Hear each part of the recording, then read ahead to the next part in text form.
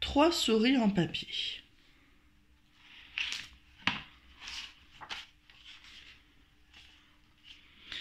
Les souris sont poursuivies par le chat. Vite, elles se sauvent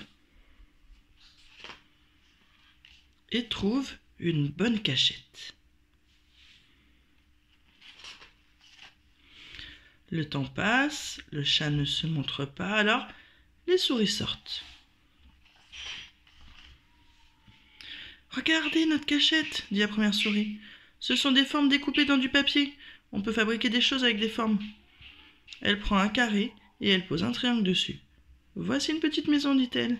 Exactement ce qu'il faut pour une petite souris. Avec un triangle et un rectangle, la deuxième souris fait un arbre.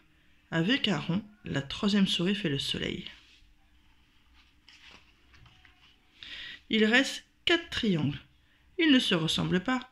Pourtant, ce sont bien des triangles car ils ont 3 côtés. Une souris dispose 2 ronds sur un rectangle. « Ah, c'est un chariot pour la petite souris qui habite dans la maison », explique-t-elle. 2 losanges côte à côte forment un livre. La petite souris pourra le lire si elle s'ennuie dans sa maison. Avec un ovale, 2 ronds et 8 triangles, on obtient un superbe poisson. Mais attention, le chat aime le poisson. Cela risque de le faire venir. En parlant du chat, 3 ronds, 3 triangles et le voilà. 4 triangles font les dents.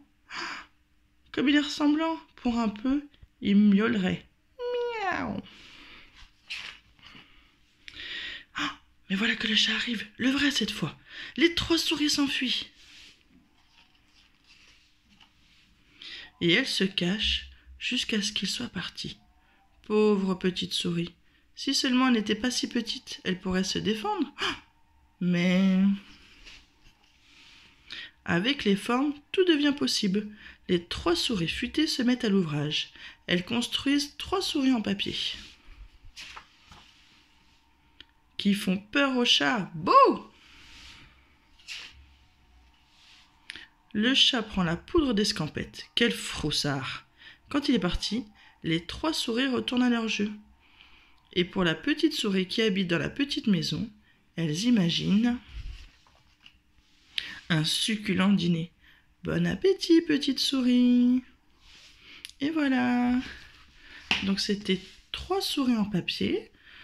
Et puis toi, si ça t'amuse aussi, tu peux découper des petites formes, des ronds, des triangles, des carrés, des rectangles. Et puis inventer des petites formes. Voilà.